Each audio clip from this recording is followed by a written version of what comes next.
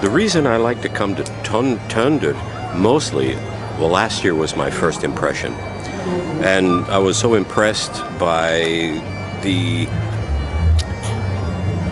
entire organization, by Danish culture, by the Danish folk groups that I met. You know, in Switzerland, where I come from, we don't get a whole lot of Nordic and Scandinavian music there. We don't get the artists coming through, and certainly it's not going to be played on the radio, except maybe a little bit of a niche somewhere in a world music thing. They'll play a song or two. And I fell in love with it because, I don't know, I feel kind of roots bound. I feel like I have some kind of Scandinavian, Nordic roots somewhere way back. And so it calls to me. It's a very evocative kind of music. So I insisted that I come back this year. I said to Rasmus, I said, I have got to come back this year because my job as a radio presenter is to bring new things to the people there that they normally wouldn't get.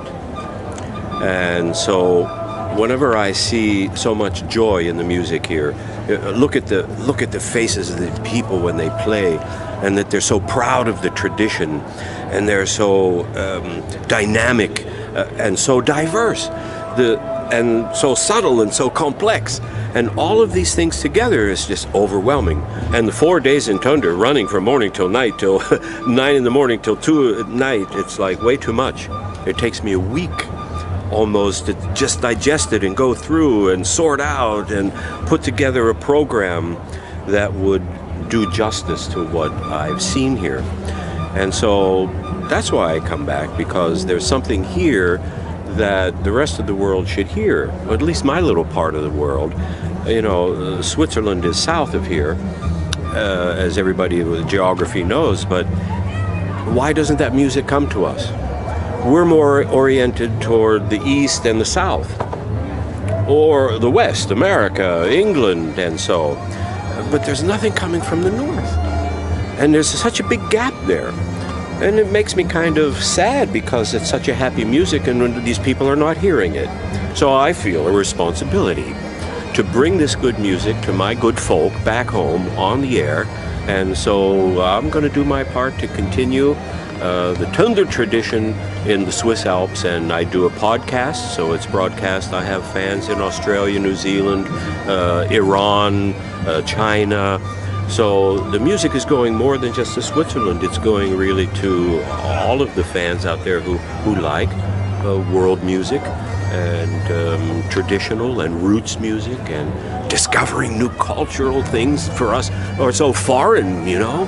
But the reason that Swiss or anybody else, any other culture should be attracted to this is the roots.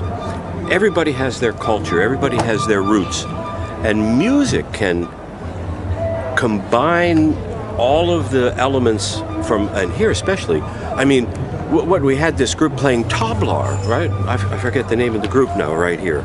But here's a Danish group playing with Indian tablar. World on a String. Yeah, World on a String yesterday, and it's like, oh, so amazing. So you have all these combinations of music influences and cultural influences, so it speaks to everybody. Through, even though if you don't speak Danish or Norwegian or Swedish or anything, the music touches you because you have a culture.